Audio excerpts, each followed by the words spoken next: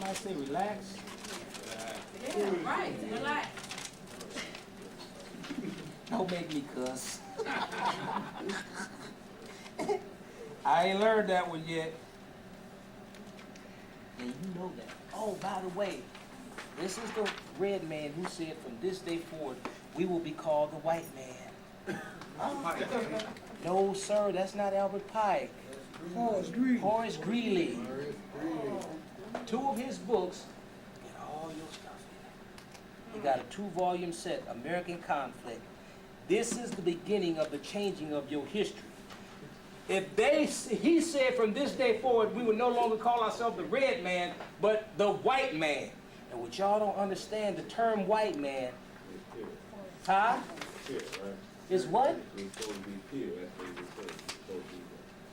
No. White man was a title of nobility. You also mentioned in the movie Gangs of New York. Yes, sir.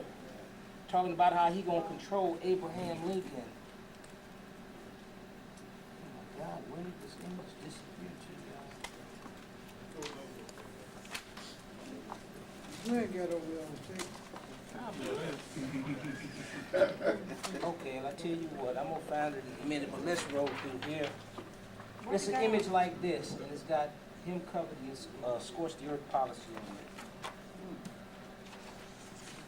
it. Moors were always involved in the South. I got a whole bunch of rednecks back in Michigan who like to wear this flag, and I tells them, it ain't yours. I'm the Confederate.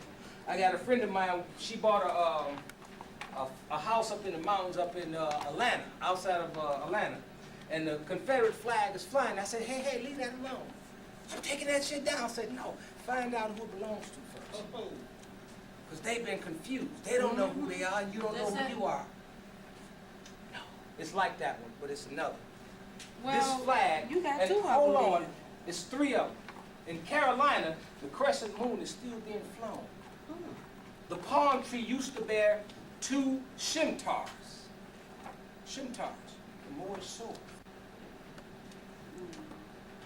This was a straight Muslim state or Moorish country, whatever you want to call it, but go check out the archive. There's a reason why the crescent moon is there, and then on the sheriff's car, what do you see down there? You see the crescent moon and the Star of David on the vehicles. On the vehicles down in Carolina, y'all. I was down there and it blew my mind. There's Abe, the way they never wanted you to see him. In his what? In his Moorish attire. Who is that? Abraham Lincoln. Under the veil, yes. See, y'all don't know, they had hot coals. They were constantly burning his face trying to... Like that? No, it's like that other one, but it's got another passage on it. They were constantly burning using a hot comb to straighten all this kinky stuff out. Look at his pictures and look how dark he is and look how coarse his beard is. They had stuff that you could straighten, you could get a perm back in the day, come on. All it took is pig fat and the lye. We've been making lye for thousands of years. They straightened him out to make him look Eurocentric. Go look at his mama Nancy Hanks the Moor, if you're confused.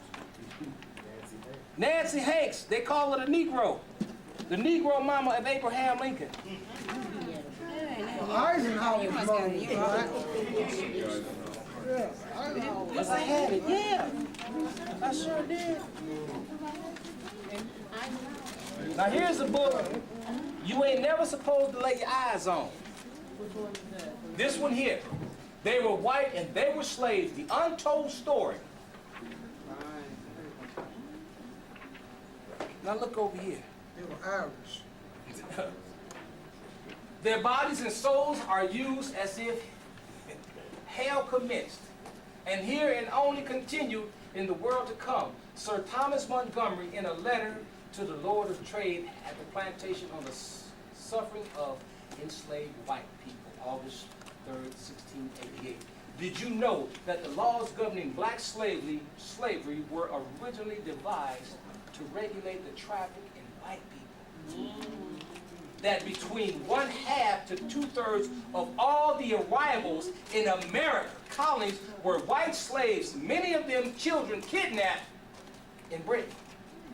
That whites were auctioned on the blocks with children sold and separated from their parents, and wives and sold separated from their husbands. That the death rate for white slaves in the Middle Passage to America was greater than that of blacks. That fugitive slave laws were first enacted to apprehend runaway whites, and I asked my history teacher in high school, something is wrong here. Why are all these white Irish people always running away and hiding amongst the damn natives? She couldn't answer the question. I said, it seemed like Irish people need, because I'm already mad. I'm tired of hearing about Negroes being slaves. I said, well, can you explain this? She didn't have a damn clue, but guess what? I went back and told her.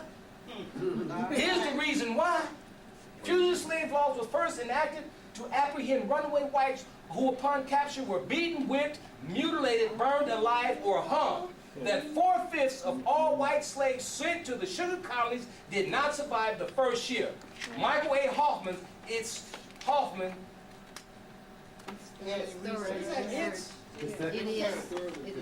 Thoroughly researched, challenged the conventional historiography of colonial labor in the stunning journey into heretofore hidden epic. The Atlantic slave trade in whites kidnapped, chained, whipped, and worked to death in the millions. This is a chronicle that has never been told, part of a vital heritage that has, until now, comprised the dustiest shelf of the darkest corner, suppressed American history. And y'all been moaning and crying and talking about you being slaves. Only in the mind, says Minota. Y'all have no idea what these folks have gone through. You ought to tell them when you see them, I'm sorry. I'm sorry. Why? This was from the library of Wayne State University in Detroit. It happens too that the first slaves in what is now the United States were white English men, the earliest warrants banishing convicts to a life of servitude in Virginia were signed by James I in 1617. The first 100 arrived in 1619. And you know what? They flipped it around and called them Negroes. That's all they did was turn the story around. Alex Haley got all y'all food. He got the story of a white woman who was on a plantation in West Africa. They shipped her ass and her family from West Africa to the United States and put her on the plantation here, and they gave him that story. Said, we're going to make you rich beyond your belief if you give Malcolm X's autobiography before it goes to print. And we running around here celebrating, oh, we've been so misused and abused. It's a damn lie. You've been shipping these people around the world for 5,000 years. Because even in Egypt, the Ethiopian king sent 500 white slaves to the pharaoh in Egypt for a birthday present. Back in 4,000 BC. All suppressed and hidden. So they could change your mind and change your reality. And you walking around here feeling bad and mad. And you ain't got no reason to be. Other than you've been lied to and you've embraced the lie. And they know it ain't gonna change no time soon, because once you embrace that reality, it's there. Atomic bomb can't change your mind. I'm hearing bells. Are y'all hear bells? I don't know what's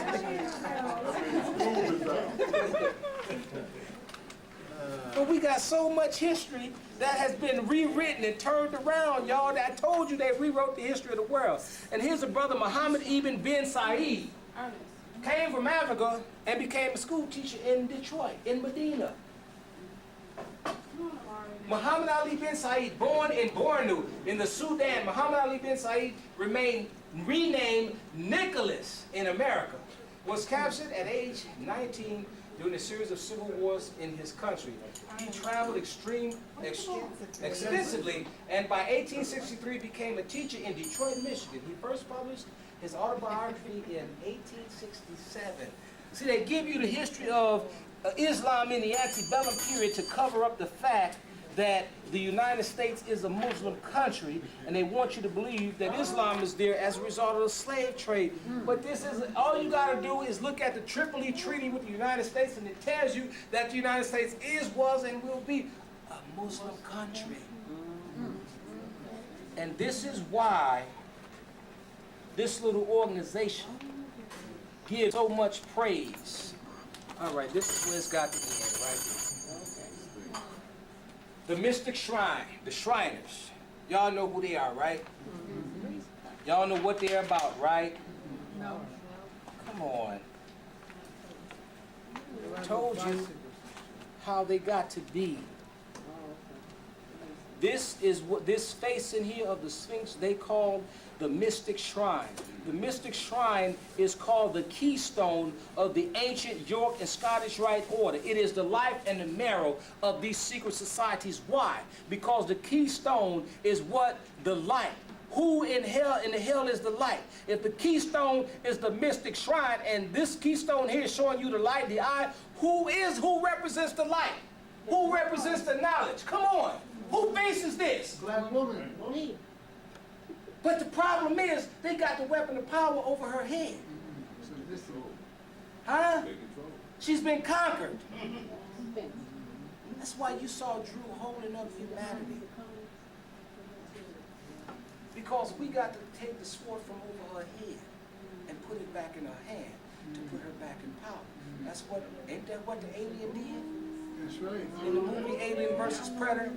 Didn't he put the symbol and the weapon of power back in the hand of humanity, of the black woman? The symbolism is there, y'all, all day. And this York and Scottish Rite was brought into civilization, into the light, by who? The ancient mystic what?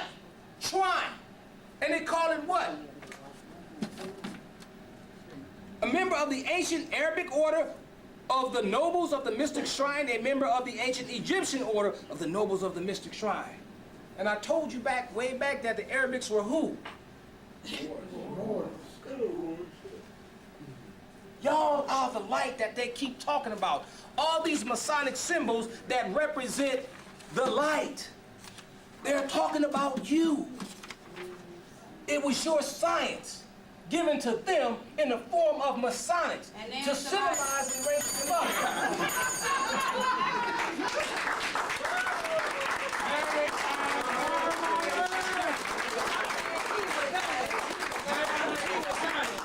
Let me say just a suggestion. To be honest with you, this lecture is really 3 days, he said. It's 3 parts to this lecture.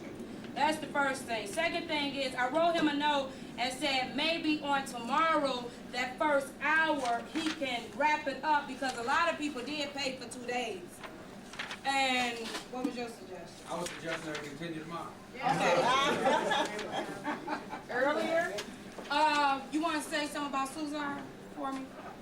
Oh shit! I can't say enough about Susan. It's hard to explain that We one. got, This we have a handout of Sister Suzar. This is one of our most dynamic black women in America. This sister got so much knowledge, it's scary. Ain't it? If you go on the internet, you'll see her information. We're planning to try to bring Sister Suzar here. It's kind of expensive, so we're going to be selling some things, and we need a little y'all support to make a little money because it costs a pretty penny. But it would be well worth the money. yeah, I talked to her and she gave me permission to photocopy some of her inserts out of her book. So we're gonna give these to you all for free, but we will have a tour of her books. Probably maybe next class, not tomorrow. Probably next class where you all could purchase them because we're trying to get a pot together to bring her here. She just recently moved to Arizona. So she did, I talked to her numerous times and she told me that I can Xerox a couple pages. Drugs masquerading as food. No, this one is basically was the Black Empowerment Survival Guide, and on page 65 and 66, she mentions the Moors and also she mentions Noble Jew Ali, and she tell you a little history about that. The sister And is we gotta do this dynamic. last raffle.